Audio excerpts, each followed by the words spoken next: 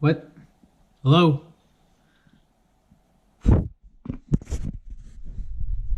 So, have you ever wondered why change is so slow?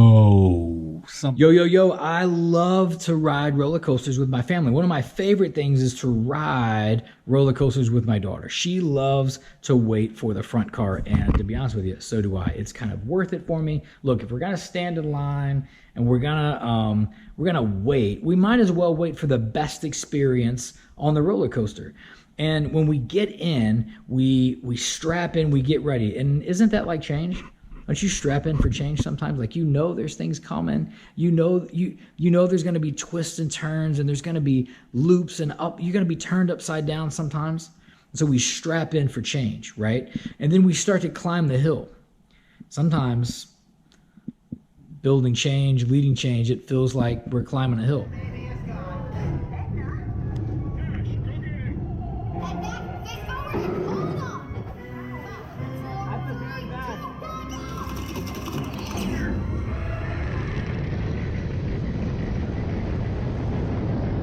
But we're strapped in together, and I've got my partner with me. I've got my coalition with me. And we're riding up the hill together.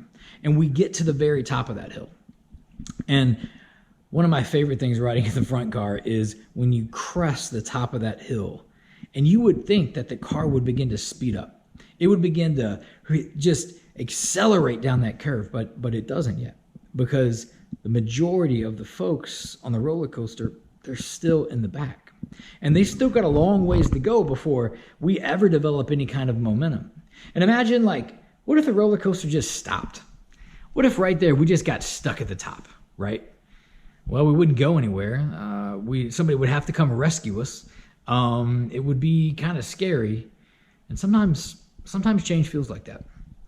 Imagine that if the roller coaster just stopped, or if the change initiative that you're working on, it just stopped.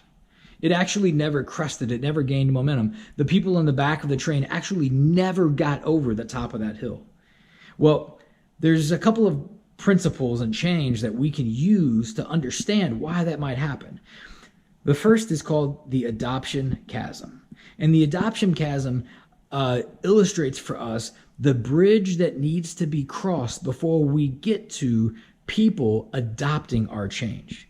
And the adoption chasm has folks like innovators, the folks who are on the front car. They're strapped in, they're ready, and they know it's going to be a bumpy ride.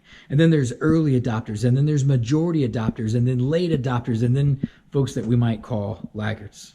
And then Kotter's 8-stage model of change can be layered right on top of that as a way to understand what are the things that people need at each stage. What do the innovators need? What do the early adopters need?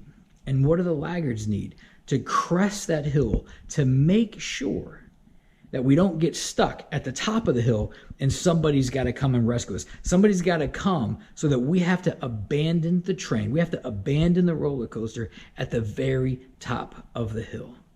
But here's my favorite part of riding in the front car of a roller coaster.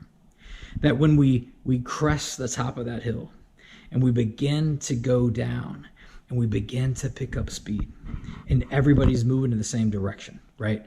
And we're strapped in, and we're looking down. You can come with me. We're looking down, and we're speeding down that hill. And then there's new hills, and there's new twists, and there's new turns, but our momentum is carrying us. And Kotter's 8-stage model can help us understand how, why, and what we need to do as change agents to develop that kind of energy, synergy, and engagement with change. Until next time. What's your favorite part of the Incredicoaster? When it goes on a loop. When the what? It goes in a loop. Speak up. I can't hear you. When it goes in a loop. When it goes in a loop. What else about the Incredicoaster? It's fast. It's fast. When is it fast? All the time. All the time? My neighbor. Are you fast? Booyah! Say booyah. Yeah. Say it one more time. Boo.